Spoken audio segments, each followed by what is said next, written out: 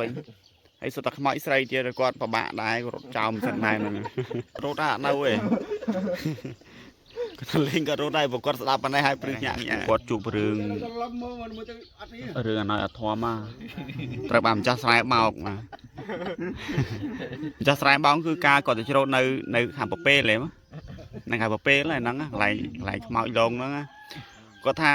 ម៉ោង3ម្ចាស់ស្រែបានហាញតែស្រែទេហើយគាត់ទៅផ្ទះអស់វិញហើយពួកគាត់អត់ដឹងគាត់នៅជ្រោតនោះងាកឡើងមកលេងគាត់ដូចមនុស្សអញ្ចឹងមកមានអាសក់អ៊ុតត្រង់អាសក់កញ្ញាញឯងមកកាពិតមកបានជាគ្នាមិនអីទេប៉ុណ្ណាណាអាមកអាបន្លាចហ្នឹងប៉ុន្តែវាសបាយដែរតែសក់ត្រឹងដូចយើងដូចមនុស្សយើងធម្មតាមកទៅជែកលេងអញ្ចឹងថាបានជាគ្នាយើងទៅជែកគាត់ថាគាត់ទៅជែកជាមួយគ្នាពីថ្ងៃតែយើងដេកនឹងទាំងអស់គ្នាណាបានជាគ្នាប៉ុន្តែមានណាចុងក្រោយអាងាកឡើងលេងអត់អ៊ុតសក់ត្រង់លេងទៅអ៊ុតសក់ឯណាកញ្ញាញប្រពន្ធណាប៉ុណ្ណីនៅលើម៉ាស៊ីនមួយគាត់នេះយាយចឹងហើយឥឡូវគាត់ឡើងអស់ដល់កន្លែងណាឃើញការតំណឹងអីពីខំតែនៅនេះអត់អីចុះពូគាត់មិនអីទេនៅនេះកាពិតគាត់និយាយស្អាប់គ្នាបានដែរហ្នឹងខ្មោចយើងខ្មោចហ្នឹងខ្មែរដែរទេនិយាយស្អាប់គ្នាបានប៉ុន្តែដល់ពេលដូចពីថ្ងៃយើងនិយាយស្អាប់គ្នាបាន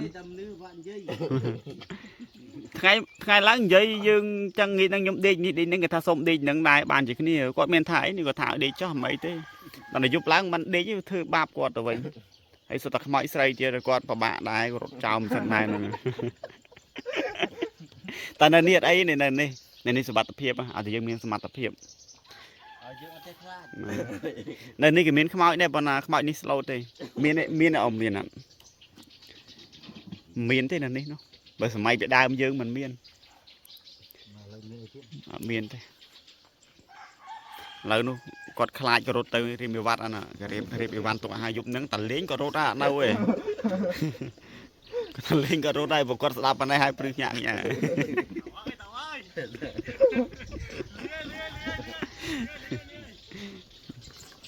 ងយើងតាមដានគឺខ្មោចប៉ុណ្ណឹងទៅទៀតយើងតាមដានម៉ាស៊ីនម្ដងព្រោះគាត់ជួបច្រើនណាស់គាត់ជួបច្រើនណាស់មានអាសក់វែងសក់ត្រង់សក់ខ្លីហ្នឹងមានខ្មោចប្រុសហ្នឹងមានប្រុសដែរប្រុសសក់មិនដែរសក់ដូចតារាយើងនេះសក់ដូចតារាហូលីវូដទៅក៏ត្រឹងមកប្រុសចាស់ឯក្មេងក្មេងក៏មានចាស់ក៏មាននោះបើសិនយើងនិយាយស្ដាប់គ្នាបានយើងអត់ខ្លាចបែរជាបានជាគ្នាមែនទេនិយាយស្ដាប់គ្នាបានមានអីវល់ដាក់មញ៉ាំងបើស្ដាប់គ្នាមិនបានអានេះរឿងពិតទេបងប្អូនមិនមែនរឿងដែលខ្ញុំចេះតែប្រផ្លៃទេរឿងពិតអ្នកដែលដើរម៉ាស៊ីនអ្នកធ្លាប់ដេកព្រៃគឺស្អាតអ្នកធ្លាប់ជួបហើយលើកលែងតែគាត់ដែរជួបទេដែរជួបទេប៉ុន្តែគង់មានថ្ងៃណាជួបទេគាត់នាំទៅជួបហើយគាត់ថាបើមិនជឿចាំគាត់នាំទៅជួប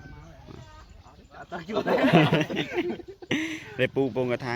អូនផហួរប៉ុន្តែពូគាត់ជឿនៅតំបន់នោះណាក៏គេល្បីដែរនៅតំបន់ដែលទឹកលិចហើយខែភាសាឡើងនៅពេលដែលមានខ្មោចស្លាប់ហ្នឹងគេយកដាក់លើដើមឈើពេលទឹកលិចហ្នឹងអញ្ចឹងនៅពេលដែលទឹកសម្រក់គេចុះធ្វើស្រែអញ្ចឹងម្ចាស់ស្រែគាត់ដឹងថានៅតំបន់នេះគេយកខ្មោចដាក់អញ្ចឹងទៅតែម៉ោង2ម៉ោង3ហ្នឹងគាត់ទៅហើយទុកតែម៉ាស៊ីនចោលទេហើយគាត់មិនដឹងទេដេកជាមួយខ្មោចហ្នឹងទៅបាទរឿងយើងមានតែប៉ុណ្ណឹងទេចាំស្ដាប់ខ្ញុំផបន្តទៀតអរគុណ